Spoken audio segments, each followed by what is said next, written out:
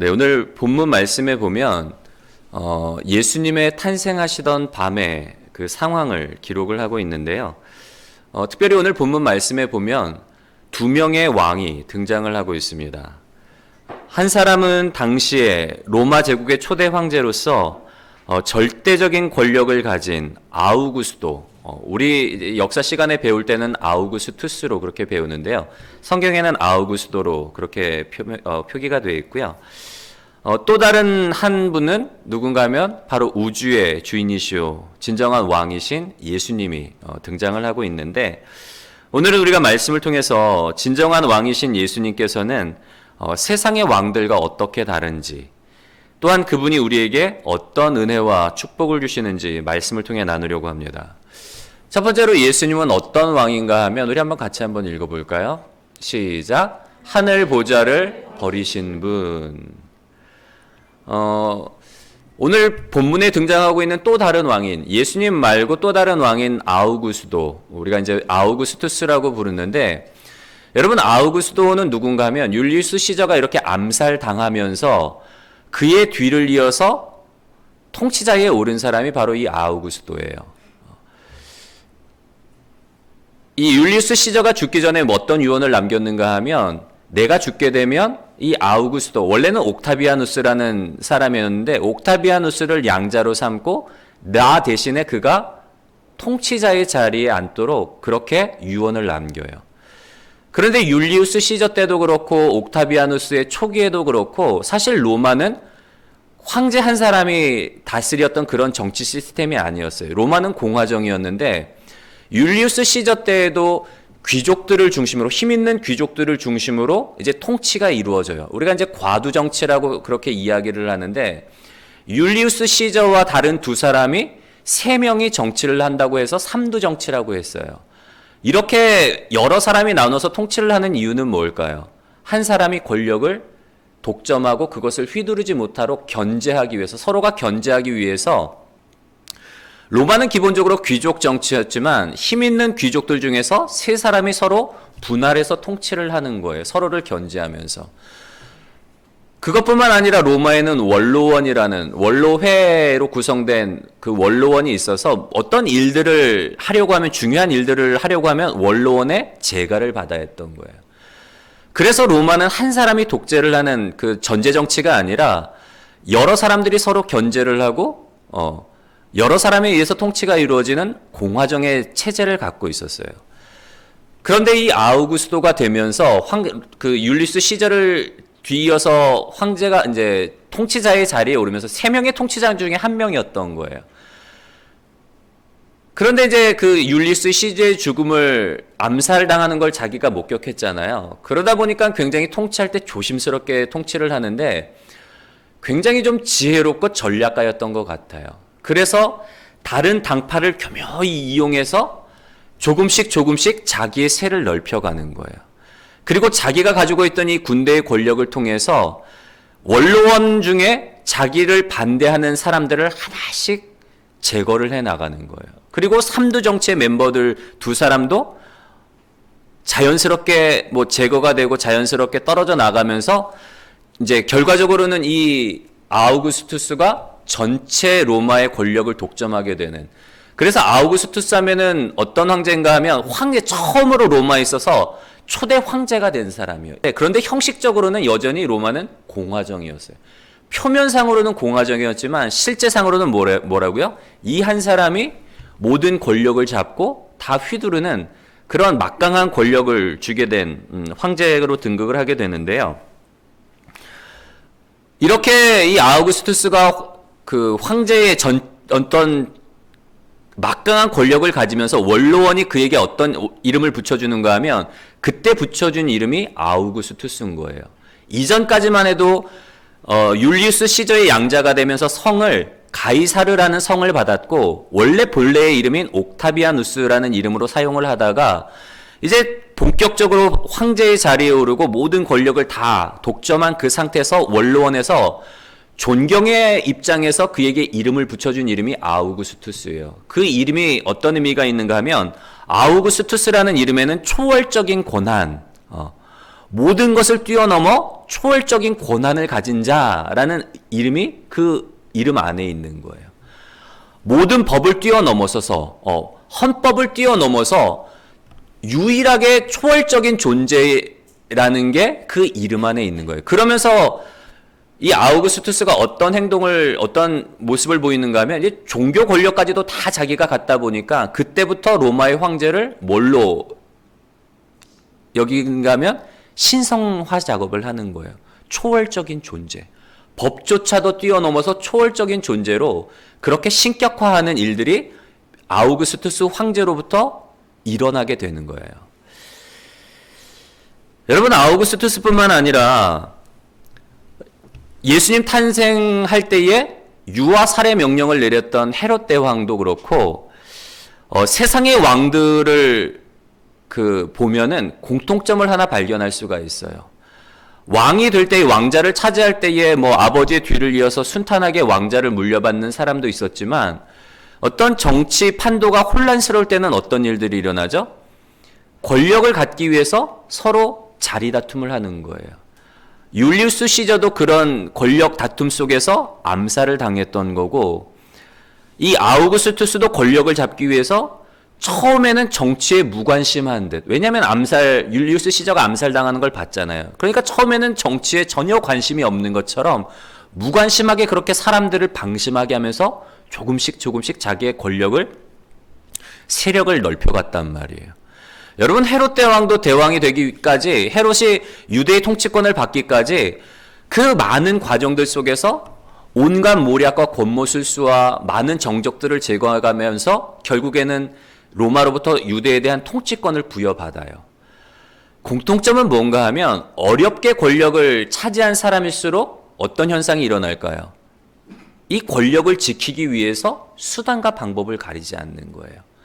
내가 힘겹게 이 권력의 정점에 오른 만큼 다른 어떤 사람들이 이 권력의 가장 큰 힘인 이 왕좌를 넘보지 못하도록 사전에 미리 다 차단을 하는 거예요. 정적들을 제거하고 혹시 자기의 세력에 이렇게 반역을 거스를 만한 쌍만 보여도 다 처단해 나가는 거예요. 그래서 헤롯 대왕도 동방박사들이 와서 아기 예수님의 탄생을 얘기해 줄 때에 위기감을 느끼는 거죠. 누가 나 말고 다른 왕이 태어나? 그러면서 속여요. 나도 그 왕을 좀 경배하게 너희가 좀 자세히 알아보고 돌아가는 길에 나에게 좀 가르쳐달라. 그 의도는 뭐예요? 자기의 정적을 싹부터 죽이기 위해서 사실은 그렇게 했는데, 근데 동방박사들이 그냥 돌아가고 속았다는 걸 알자 그 당시에 태어난 그 시점을 기준으로 아이들을 다 죽이라고 명령을 내요. 얼마나 여러분 잔인해요. 아무런 잘못 없는 그 어린 생명들을 혹시 자기의 보좌가 위태할까봐 그런 무시무시한 명령을 내리는 거예요. 여러분, 세상의 왕들 공통점은 뭐예요? 어렵게 보좌를 차지한 만큼 그것을 지키기 위해서 수단과 방법을 가리지 않아요. 내려오고 싶어 하지 않는 거예요. 근데 반면에 예수님은 어떨까요, 여러분? 예수님은 하늘 보좌를 버리고 이 땅 가운데 내려오신 거예요. 세상의 왕들은 어떻게 해서라도 제일 높은 자리에 올라가고 그 왕좌를 차지하기 위해서 막 피 터지게 전쟁을 하고 막 자기의 생명까지도 아까워하지 아니하고 내가 저 자리에 차지하기 위해서 막 죽음도 불사하고 여러 가지 일들을 벌인단 말이에요. 그리고 그 자리에 올라가서는 내려오지 않기 위해서 수단과 방법을 가리지 않는데, 근데 예수님께서는 하늘의 그 높고 높은 보좌를 버리시고 이 낮고 낮은 땅에 내려오신 거예요. 여러분, 예수님이 어떻게 그 하늘의 보좌를 버릴 수 있었을까요? 그분은 하나님이시라 너무 쉽게 버릴 수 있었을까요? 우리가 이제 세 가지로 그 이유를 살펴볼 수가 있는데, 첫 번째로 예수님은 모든 권세가 하나님께로부터 나온다는 사실을 알고 계셨어요. 로마서 13장 1절의 말씀을 한번 우리 같이 읽어볼까요? 시작. 각 사람은 위에 있는 권세들에게 복종하라. 권세는 하나님으로부터 나지 않음이 없나니 모든 권세는 다 하나님께서 정하신 바라. 여러분, 모든 권세가 누구에게서 나온다고요? 하나님께서 나온다는 거예요. 우리가 생각할 때는 세상의 왕들이 되는 것이 어떤 지략에 뛰어난 사람, 군대의 힘을 가지고 있는 사람, 경제적인 파워를 갖고 있는 사람이 자신의 힘과 권력과 어떤 지략에 의해서 왕이 된다고 생각을 할지 모르지만, 그런데 그 왕을 세우는 게 누구라는 거예요? 하나님이 왕을 세우신다는 거예요. 모든 권세가 하나님께 있기 때문에 우리가 봤을 때는 스스로 노력하고 스스로 막 피 터지게 싸워서 이 왕자를 차지한 것 같지만, 그러나 하나님께서 허락하시지 않으면 그 누구도 그 왕자를 차지할 수 없다는 거예요. 다른 말로 하면 뭐예요? 세상의 그 누구도 하나님으로부터 그 왕자를 빼앗을 수 없다는 거예요. 그 사실을 예수님께서는 아시기 때문에 하늘 보좌를 미련 없이 버리고 이 땅 가운데 내려올 수 있었다는 것. 두 번째로 예수님께서 하늘 보좌를 버리실 수 있었던 두 번째 이유는 뭔가 하면,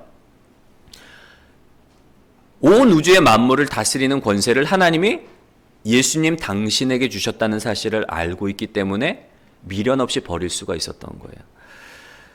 요한복음 17장 2절의 말씀도 우리 한번 읽어볼까요? 시작. 아버지께서 아들에게 주신 모든 사람에게 영생을 주게 하시려고 만민을 다스리는 권세를 아들에게 주셨음이로소이다. 아멘. 아버지 하나님께서 아들인 예수님에게 모든 사람에게 영생을 주시려고 뭘 줬다는 거예요? 만민을 다스리는 권세를 주셨다는 거예요. 이 권세가 누구 거라는 거예요? 예수님 당신의 것이라는 거예요. 우리 한 구절만 더 읽어보겠습니다. 요한복음 10장 17절부터 17절의 말씀도 한번 읽어볼까요? 시작. 내가 내 목숨을 버리는 것은 그것을 내가 다시 얻기 위함이니 이로 말미암아 아버지께서 나를 사랑하시느니라. 이를 내게서 빼앗는 자가 있는 것이 아니라 내가 스스로 버리노라. 나는 버릴 권세도 있고 다시 얻을 권세도 있으니 이 계명은 내 아버지에게서 받았노라 하시니라. 아멘. 예수님께서 우리를 위해서 자기의 생명을 기꺼이 내어주실 수 있는 이유, 그건 뭔가 하면 이 생명의 소유자가 누구예요? 예수님 당신에게 있기 때문에. 예수님에게는 이 생명도 버릴 권세가 있고 버렸던 생명을 다시금 얻을 권세가 있는 거예요. 이 생명에다가 보좌라는, 하늘 보좌라는 그 단어를 넣어도 등식이 성립이 되는 거예요. 여러분, 만민을 다스리는 권세를 하나님이 누구에게 주셨다고요? 예수님에게 주신 거예요. 모든 권세가 하나님께로부터 오는데 하나님이 그 권세를 가지고 만민을 다스리는 권세를 누구에게 주셨는가 하면 예수님께 주셨다는 거예요.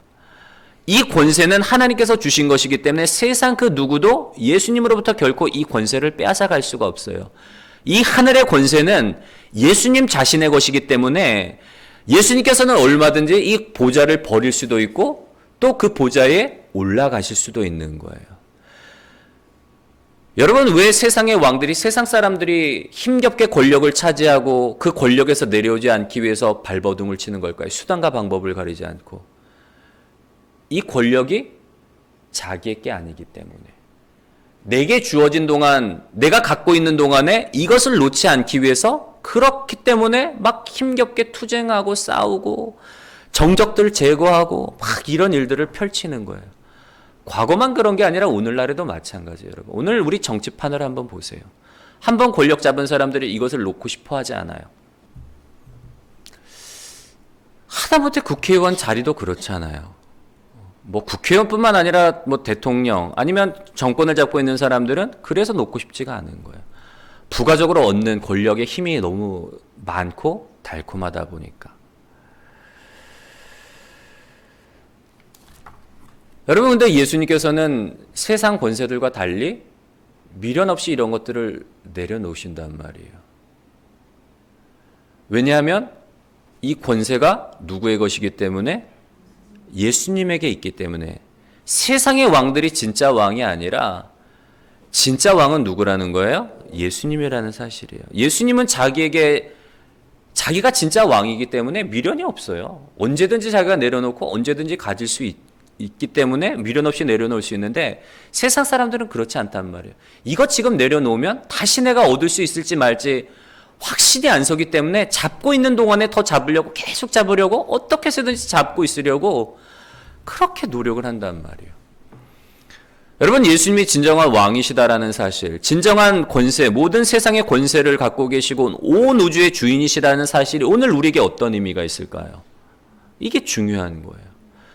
여러분 직장 생활 해보시는 분들은 알잖아요. 직장 생활할 때 뭐 잘 서야 된다 그러죠? 줄 잘 서야 돼요. 이게 현실이란 말이에요. 어떤 줄에 서느냐에 따라서 내가 승진할 수가 있고 내가 임원의 자리까지 올라갈 수 있고 라인을 잘 타야 돼요. 하다못해 우리가 일반 직장에서도 현실적인 세상에서도 줄을 잘 서야 된단 말이에요. 그러면 여러분 우리는 어떤 라인에 서야 될까요? 예수 라인에 서야 되는 거예요. 왜냐하면 세상의 모든 권세, 세상의 권력들은 다 가짜지만 진정한 권세를 누가 갖고 계세요? 예수님이 갖고 계시기 때문에. 그래서 우리는 예수님의 편에 서는 것이 지혜로운 선택이라는 거 여러분 기억하셨으면 좋겠고요. 두 번째로 예수님은 세상 왕들과 달리 어떤 분이신가 하면 한번 읽어볼까요? 시작. 우리의 상황에 공감하시는 분. 또 정치 얘기 좀 한번 할까요? 선거철이 다가오면 여러분 그 후보들을 어떻게 하죠? 막 사람들 만나러 다녀요. 시장에도 가가지고 그냥 일반 사람들이 입는 잠바에 뭐 신발에 편한 옷들을 입고 가서 막 90도로 허기 수리면서 제가 국회의원이 되면 열심히 섬기겠습니다. 쉽게 말하는 서민 코스프레 한단 말이에요. 심지어는 저 국회의원으로 뽑아주시면 여러분의 몸종이 되어서 머슴이 되어서 머슴처럼 일하겠습니다. 막 공약을 남발을 해요. 근데 선거 지나서 딱 당선되고 나면 어떻게 돼요? 언제 그랬냐는 듯이 싹 바뀌어버리잖아요. 그냥 뭐 정말 시민들을 위한 정책이 아니라 자기 자리 차지하기 위해서 자기 유익한 그런 어떤 일들을 하고 다닌단 말이에요. 힘 있는 사람들 만나고 다니고. 여러분 그 후보들한테 한번 물어본 적이 있잖아요. 요즘에 지하철 요금 얼마인 줄 아냐고. 버스 요금이 얼마인 줄 아냐고. 서민 코스프레 하시던 그분들 몰라요. 지하철 요금이 얼마인지 버스 요금이 얼마인지. 그게 뭐예요? 무슨 얘기예요 여러분? 말로는 내가 일반 서민이라고 이야기를 하지만 정작 삶은 서민의 삶이 아닌 거예요. 버스 요금 모르는 그분들이, 지하철 요금 얼마인지 모르는 그분들이 진짜 서민들의 아픔, 삶의 애환을 알고 공감을 할까요? 저는 아니라고 봐요. 오늘 아우구스도도 여러분 황제가 되었을 때 모든 권력을 다 장악하게 되었을 때 어떤 명령을 내리는가 하면 자기가 다스리는 지역의 백성들로 하여금 고향으로 돌아가서 호적을 신고하라고 그래요. 여러분 아우구스도가 이 호적 신고의 명령을 내린 이유는 두 가지예요. 통제하기 위해서 그리고 세금을 부과하기 위해서. 어느 마을에 어느 누가 살고 있고 뭐 어느 집에 누가 몇 명의 자녀가 있다는 게 공식적으로 이렇게 딱 자료가 있어야지 통제가 가능하잖아요. 그것뿐만 아니라 어느 집에 누가 몇 명이 있는지에 따라 성인 몇 명이 있는지에 따라서 또 뭔 일을 하는지에 따라서 세금을 부과를 한단 말이에요. 여러분 이 호적 명령을 내릴 때에 기간을 정해두기 때문에 그 기간 안에 호적을 정리하기 위해서 수많은 사람들이 이동을 하잖아요. 불편할까요? 안 불편할까요?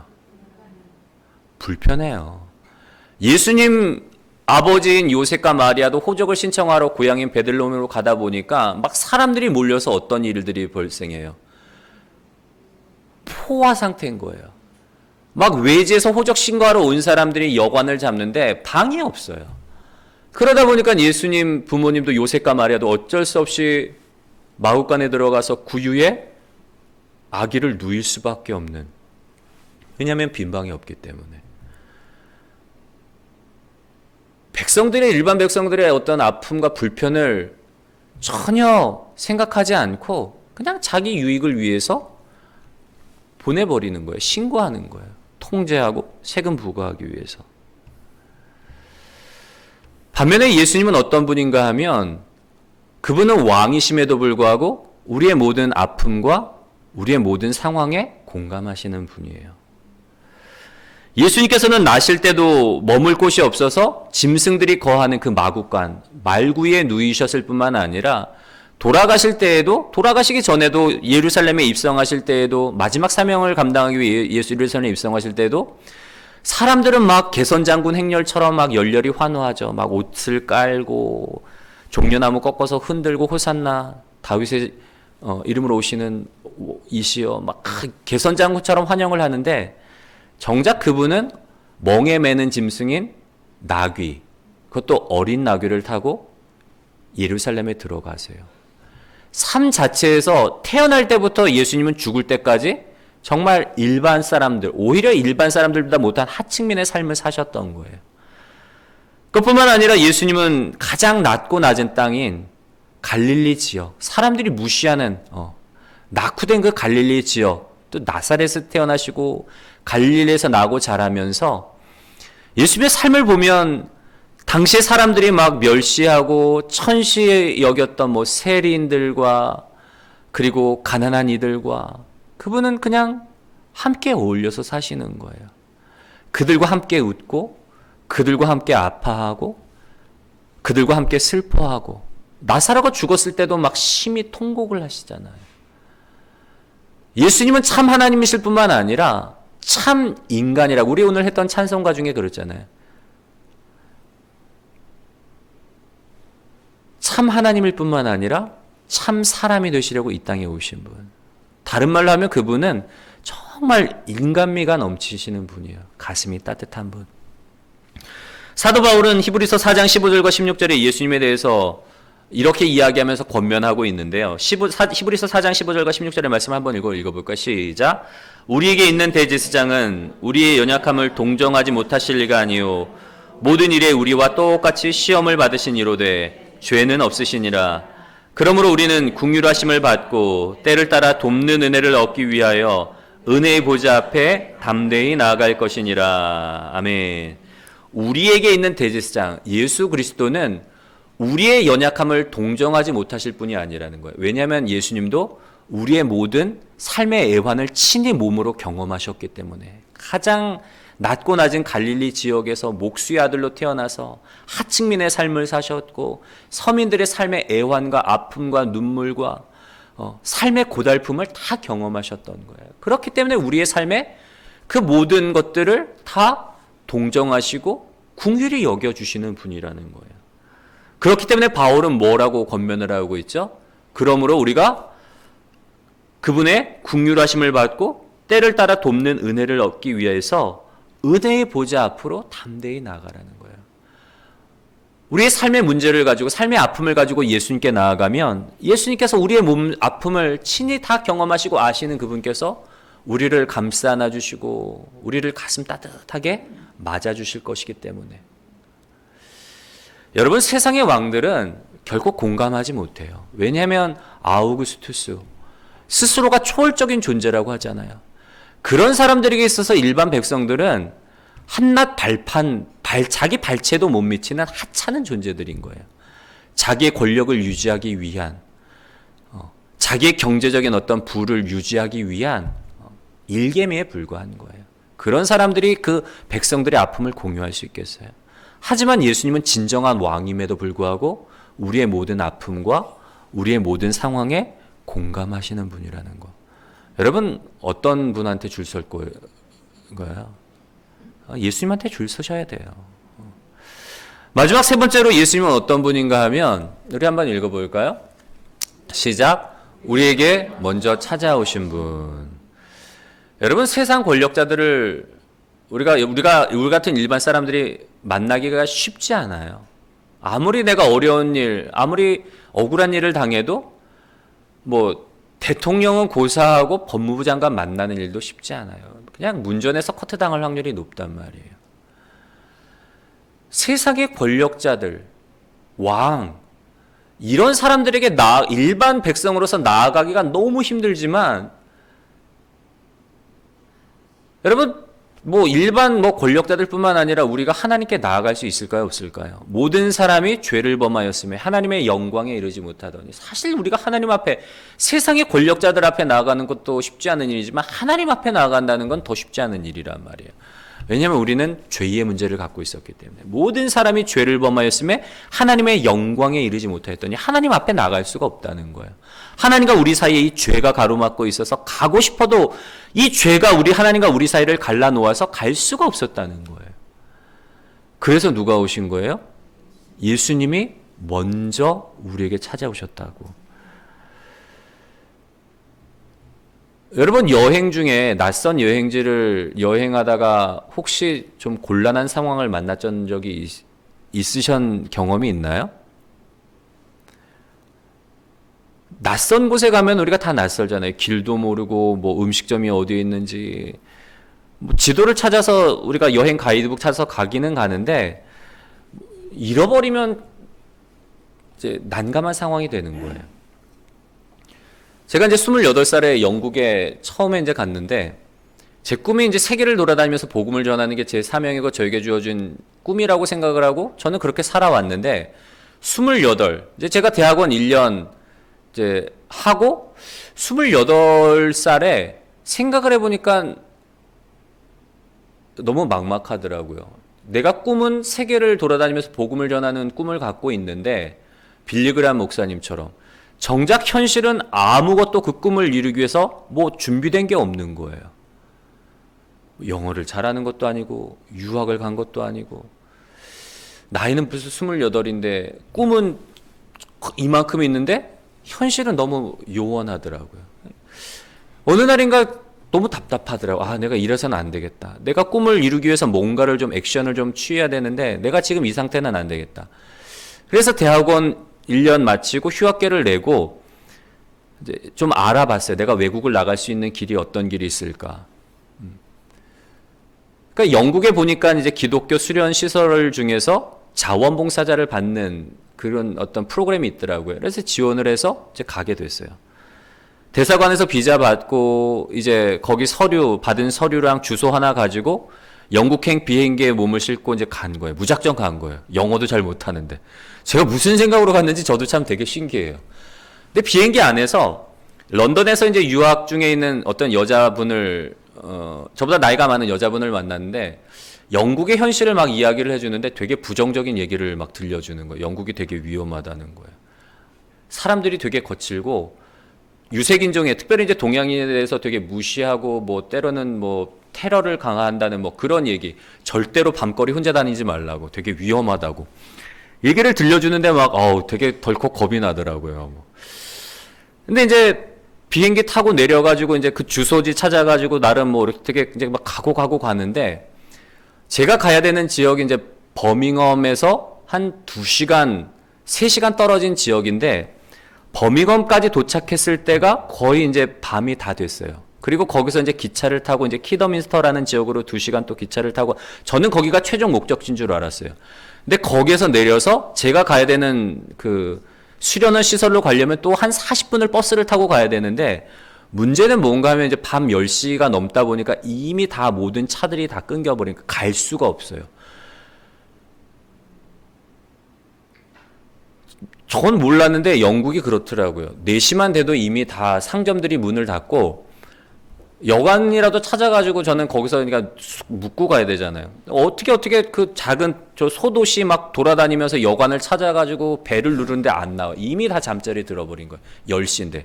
우리나라 같으면 10시만 돼도 뭐 얼마든지 숙소할 수가 있는데 시골이다 보니까 이미 다 4시만 돼도 가게 문 닫고 10시면 이미 다 잠들어 버린 거예요. 그러니까 배를 눌러도 사람이 안 나오더라고요. 부정적인 소리는 들었죠. 막 덜컥 겁이 나더라고요. 낯선 외국인 혼자서 이거 지금 여기 한복판에 있다가 진짜 뭐 이거 다 털려버리면 어떻게 되나, 강도 만나면 어떻게 되나, 너무 막 이제 막 걱정이 되는 거예요. 오도 가도 못하고 이러고 있는데 진짜 시골이 뭐 버스 정류장 하나에 덩그러니 있는 시골인데 누가 때마침 지나가더라고요. 그래서 제가 이제 그 친구 붙잡고 이제 막 물어봐서 폴리스 스테이션 어디냐, 경찰서라도 가면은 상황 얘기하고 그냥 하룻밤 노숙할 수 있으니까 그 생각에 그냥 경찰서 물어보니까 왜 그러냐고 물어보더라고요. 그래서 나 지금 상황이 어디로 가야 되는데 차가 끊겨서 못 가고 지금 숙소도 어떻게 뭐 잠겨서 내가 못 구해서 경찰서라도 가려고 그런다니까 대도 않는 영어 가지고 막 손짓 발짓 하면서 한 거예요.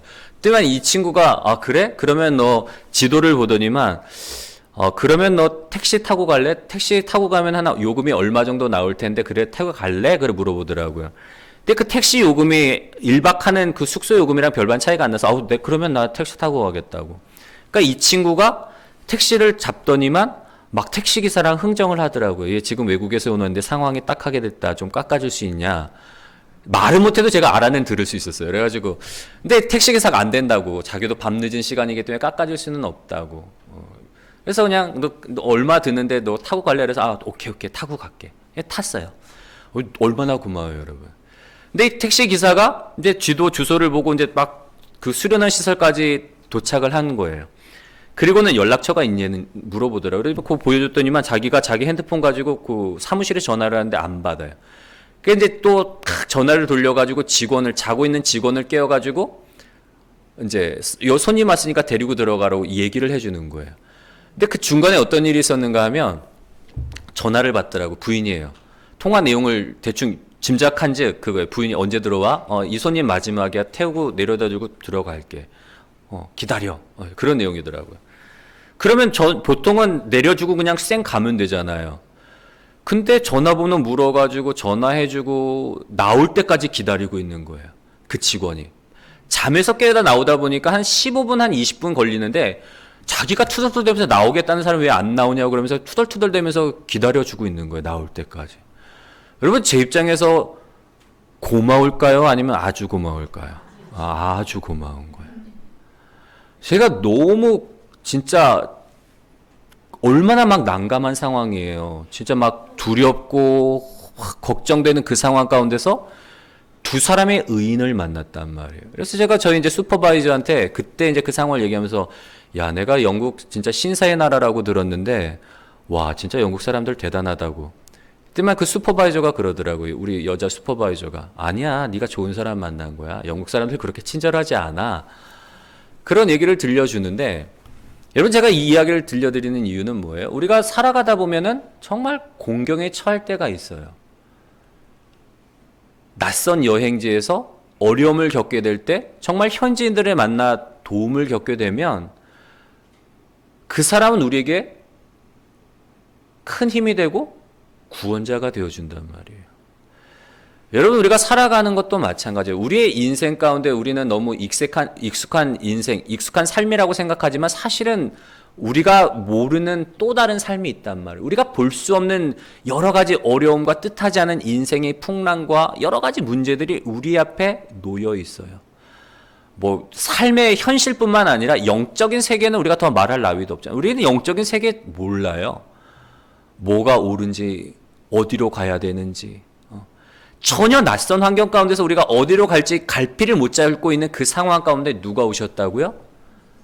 예수님이 오신 거예요. 예수님이 먼저 우리에게 오셔서 우리의 손을 붙잡고 생명의 길들로 하나님의 나라에 이르는 그 길로 우리를 인도해 주셨다는 거.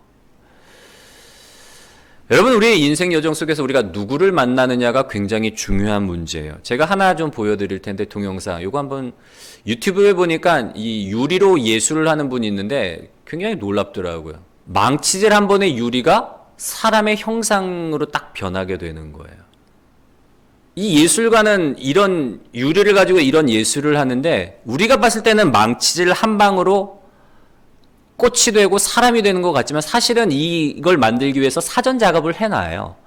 뭐 미리 어떤 뭐 가공을 해놓은 상태에서 결정적으로 한 번에 망치질을 할 때 꽃이 되고 사람이 되고 어떤 형상이 되는 그런 퍼포먼스를 보여주는 건데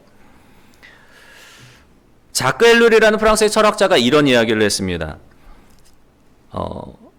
그분과의 만남은 세상 속에서의 그저 그런 만남과 완전히 차이가 난다. 그분과의 만남은 우리의 삶에 개벽을 일으킨다. 신앙은 살아있는 말씀이신 예수 그리스도가 우리의 삶에 영향을 끼침으로 나타납니다. 이 영향력은 주변부에 머물지 않고 우리 존재의 핵심을 찌릅니다. 나의 인생과 사회의 모든 요소를 일일이 시험하며 하나도 남겨두지 않습니다. 신앙은 우리 삶에 혁명을 일으킵니다. 그리스도와 만나고 성령의 역사를 계속 체험하는 사람은 모든 부분을 근본적으로 개혁하는 새로운 가치와 우선순위를 정립하게 됩니다. 새롭게 변화할 뿐 아니라 이 세상이 어떤 모습으로 변해야 하는지에 대한 새로운 비전도 얻게 됩니다. 이런 이야기를 자크 엘룰이라는 철학자, 프랑스 철학자가 이야기를 했는데요. 우리가 새벽 시간에 그 복음이 어떻게 바울을 변화시켰는지에 대해서 며칠 전에 말씀을 살펴봤어요. 복음이 변화시킨 바울의 삶. 복음이 예수님을 만나고 나니까, 사도 바울이 예수님을 만나고 나니까 가치관이 바뀌는 거예요.